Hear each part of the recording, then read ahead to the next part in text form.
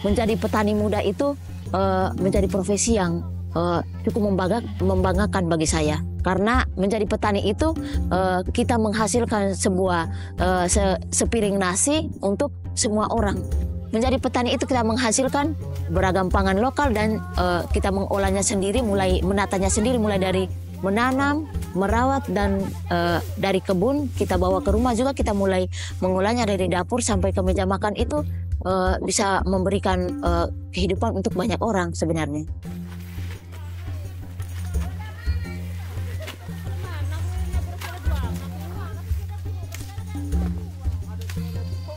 Aktivitas seperti itu tidak pernah saya lakukan. Misalnya tanam-tanam, aktivitas untuk tanam-tanam itu tidak pernah saya lakukan memang. Tidak pernah saya lakukan. Tetapi ketika masuk dalam local champion, saya mulai tergiur untuk mulai banyak bergiat untuk tanam. Isu tentang perubahan iklim itu awalnya itu memang saya sama sekali masih mengambang dan memang belum tahu betul apa yang dimaksudkan tentang perubahan iklim itu, dan memang saya awalnya itu memang masih plong, masih kosong. Dan memang awalnya pangan lokal juga saya sama sekali tidak memikirkan bahwa ternyata di Desa Tapobali itu ada banyak pangan lokal yang sebelumnya sudah diwariskan oleh nenek moyang. Selama ini memang kami generasi seusia saya dan juga sampai sekarang malah kami tidak tahu sama sekali bahwa pada zaman dahulu itu memang ternyata ada pangan lokal yang pernah dilestarikan di Desa Tapobali.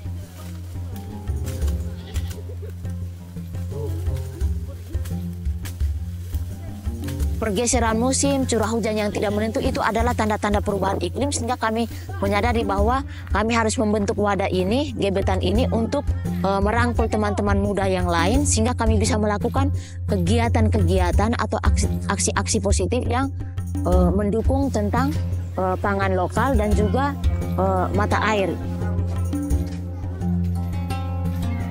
Aksi-aksi yang sudah kami lakukan di komunitas itu salah satunya adalah pertanian lahan kering dengan budidaya sorghum, dan bukan saja sorghum di dalam satu lahan itu, tetapi berbagai pangan lokal yang kita sisipkan masuk di dalam situ.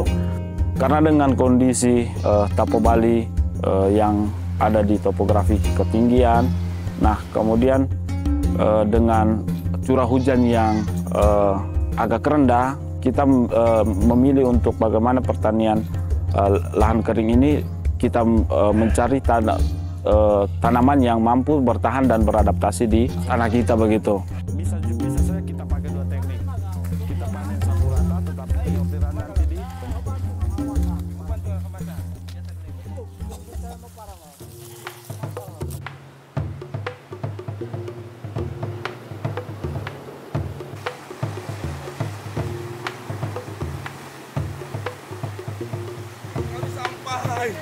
ini baru bilang mau ke Komalabai. Jangan terpengaruh, Lan.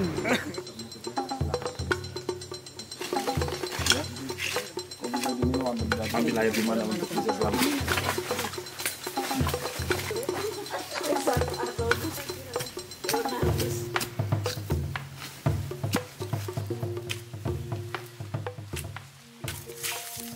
Kemudian konservasi juga, kemudian kenapa kita lakukan, karena kita sadar bahwa kondisi air juga pasti akan menurun karena di beberapa tahun terakhir ini kemarau panjang, lalu beberapa mata air juga debitnya menurun, sehingga dari situlah kita teman-teman di komunitas dengan mengajak anak-anak muda lainnya bagaimana kita melakukan konservasi ke mata air dengan menanam bambu gitu.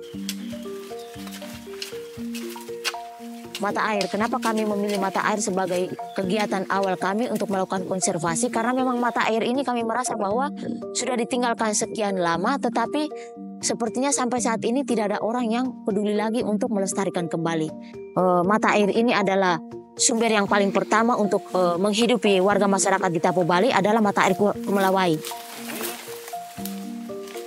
Kami ada fasilitasi kami, ini kami dirahkan data izin untuk dokumentasi kegiatan kami. Kalau dukungan dari tokoh adat itu sendiri itu berupa secara langsung. Setiap kali kita lakukan kegiatan di atas, kita libatkan mereka untuk memulai ritual di di tempat penunggu mata air itu.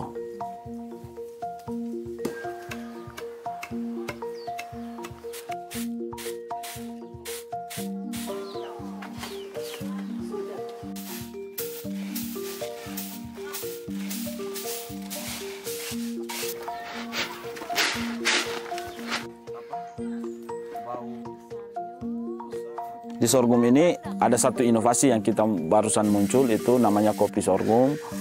Itu mix antara kopi dan sorghum. Nah, itu inovasi baru yang kita temukan.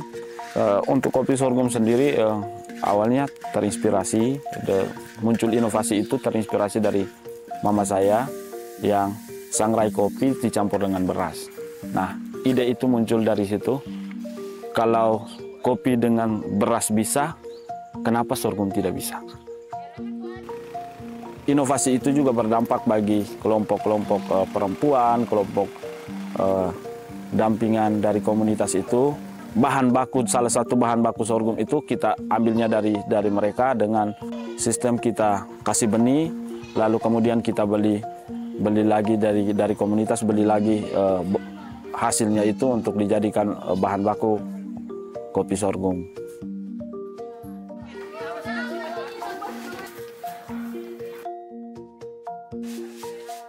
Kalau di sekolah itu kita kolaborasi dengan sekolah, salah satunya program di sekolah namanya P5 itu kita kolaborasinya dengan beberapa pengolahan yang kita sudah berikan kepada adik-adik di Lembaga Pendidikan SMP 4 Tulandoni adalah dengan pertanian lahan kering juga, itu dengan budidaya sorghum. Nah, selain kita melakukan pelatihan budidaya, panen dan pasca panen, kita juga dengan mereka melakukan pelatihan pengolahan.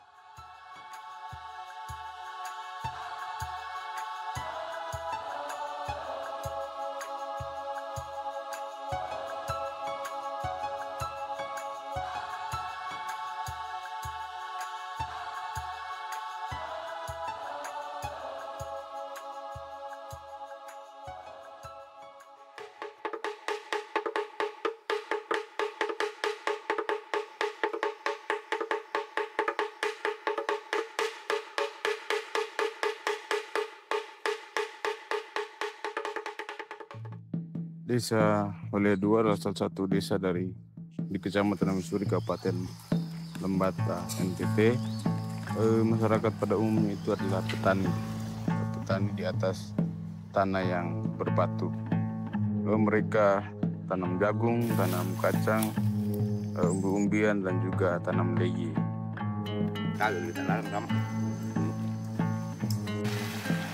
Salah satu tanaman yang unik di Desa Oleh II adalah leye atau jali-jali. Tanaman ini ditanam sebagai bahan makanan untuk masyarakat Desa Oleh II. Uniknya, leye ini dikonsumsi oleh beberapa perempuan di desa karena mempunyai alasan budaya, sehingga leye itu menjadi bagian dari kehidupan orang Holea. Dulu leluhur itu satu pantangnya jagung dan beras juga tidak diboleh makan. Hanya makan itu sampai mati.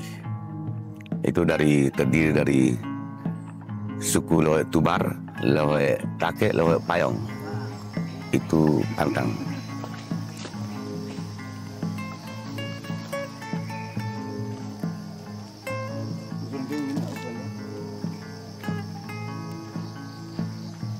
Jumlah hasil panennya, karena dulu di sini itu hanya sebatas tanam itu sebatas itu leye, karena itu menjadi kebutuhan pokok. Karena dulu dari orang tua itu hanya makan itu saja. Ubi juga bisa dimakan, pisang, tapi pantang itu hanya itu beras dengan jagung.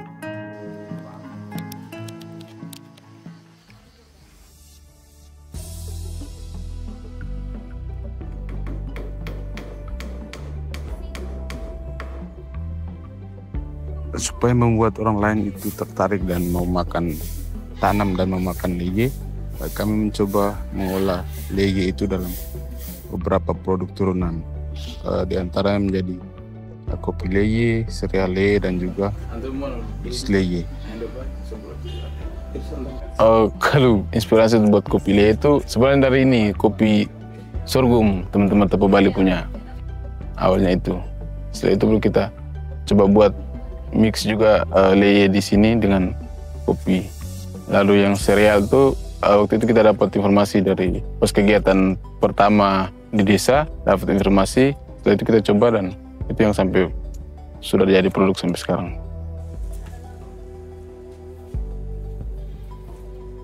Sekarang kalau orang mau tanya soal leye pasti mereka hubungi saya. Terakhir kemarin tuh ada teman-teman dari SMA, mereka mau penelitian, tugas akhir juga ketemu dengan saya. Lalu ada ibu guru mereka yang mau buat RPP soal berdiferensiasi soal pangan lokal juga mereka hubungi saya. Saya pikir kalau orang mau cari tahu soal leye pasti mereka hubungi saya.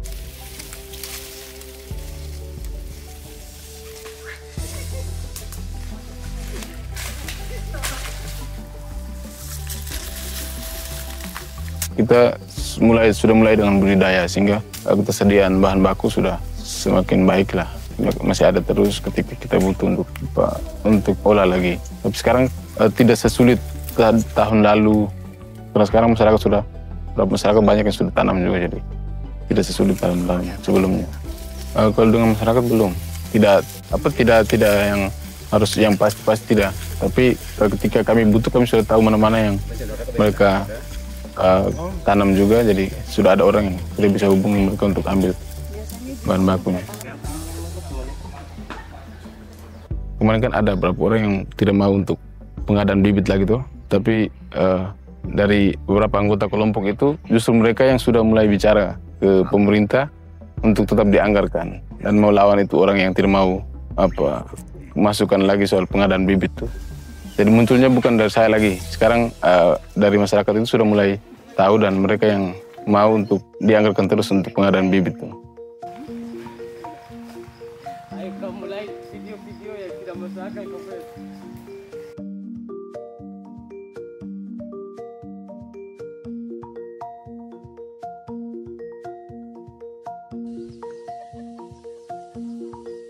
Saya hanya bisa berkebun, punya keterampilan berkebun, kemudian bergabung dengan Lokal Champion Koalisi Pangan Baik.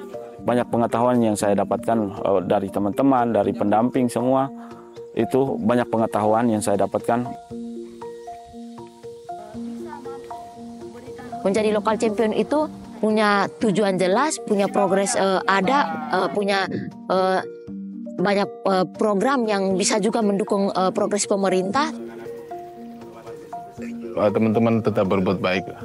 Saya bersyukur karena bisa ketemu dengan Carly, dengan Andika yang sudah lebih dulu buat.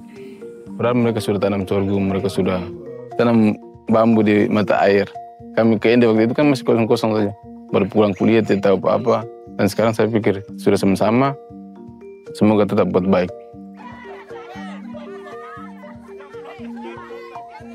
Lokal Champion terbaik.